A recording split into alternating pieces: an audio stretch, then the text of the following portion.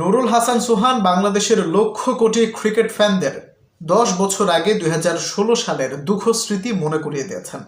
সাল 2016 টি-20 বিশ্বকাপ বাংলাদেশ বনাম ভারতের ম্যাচ জমে উঠেছে। শেষ ওভারে বাংলাদেশের জয়ের জন্য প্রয়োজন ছিল 11 রান।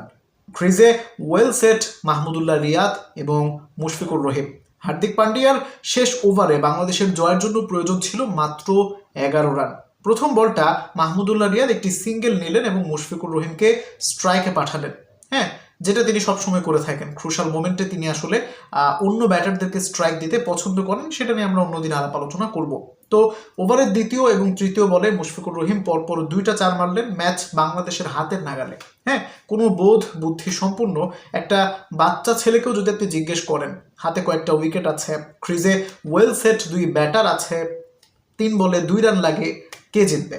যে কোনো বাচ্চা হলেও বলে দিবে এই ম্যাচে আসলে বাংলাদেশই জিতবে। ভারতের জেতার ন্যূনতম সম্ভাবনাও নেই, হয়তো 1% থাকতে পারে। তবে সেই 1%কে একটু বেশি সিরিয়াসলি নিয়ে নিয়েছিলেন মুশফিকুর রহিম। গ্লোরির শট খেলতে গেলেন, আউট হয়ে গেলেন। 6 মারতে গেলেন, আউট হয়ে গেলেন। মাহমুদুল্লাহ রিয়াদও হিরো হতে চেয়েছিলেন, তিনিও তো কম যান না ভাইরা, তিনিও 6 মারতে গেলেন, আউট হলেন এবং একই জায়গায় আউট হলেন তারা দুজনই।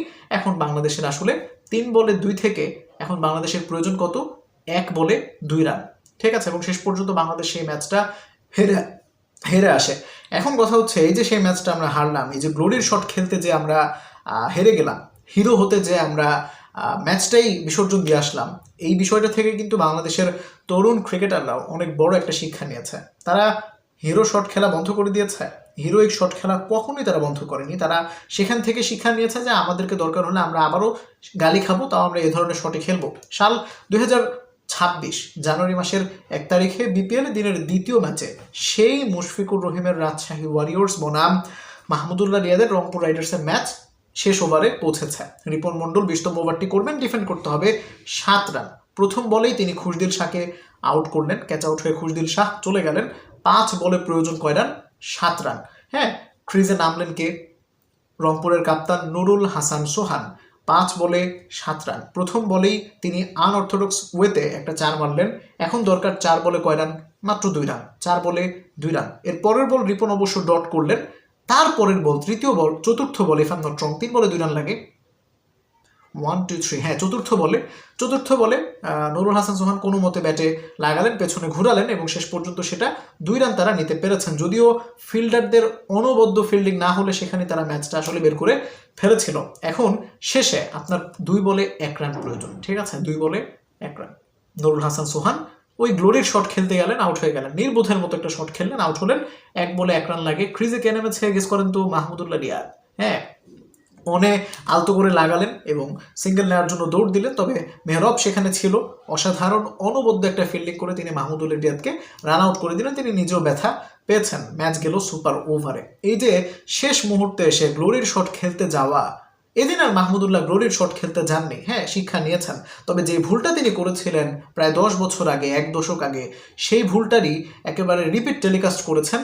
তার জায়গায় তাকে তার রিপ্লেসমেন্ট ধরা হয়, ওয়ান অফ দেম আর কি, জাকের আলী অনেকের মতো ধরেন, নুরুল হাসান সোহানও ফিনিশার রোলই তো প্লে করেন, তাই না? তো এই মাহমুদুল্লাহ রিয়াদের জায়গায় যারা খেলবেন সামনে বা খেলছেন বর্তমানে, তাদেরও আসলে ওই মেন্টালিটি না একই রকম রয়ে গেছে। ওই গ্লোরির শট খেলার কোনো দরকার ছিল না, তাই না?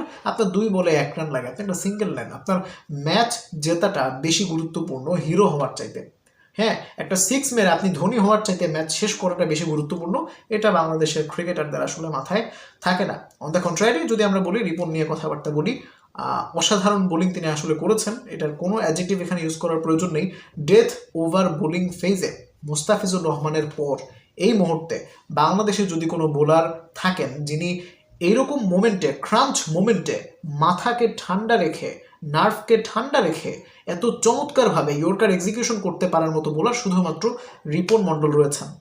তাই আমার মনে হয় আপকামিং টি-20 বিশ্বকাপে আপনি তাসকিন আহমেদকে বলেন, তানজিম সাকিবের কথাই বলেন, তারা ডেথ ওভার বোলিং ফেজে ভয়ানক রকম পিটুনি খায়। তাসকিন আহমেদ IL টি-20-তে 1 ওভারে 25 রান দিয়েছেন, 4টা 6 তাকে মেরেছে রাসেল এবং হোল্ডার মিলে, ঠিক আছে। এবং বিপিএলে আজকেই 1 জানুয়ারিতে তিনি দিনের প্রথম ম্যাচে ওমরজের কাছে উদুম কেলানি খেয়েছেন। তারপরে তানজিম সাকিবের কথা যদি বলি, সবশেষ ওয়েস্ট ইন্ডিজ সিরিজে রহমান পাওয়েল তাকে অনেকগুলো 6 মেরেছেন শেষ ওভারে, ডেথ ওভার ফেজে।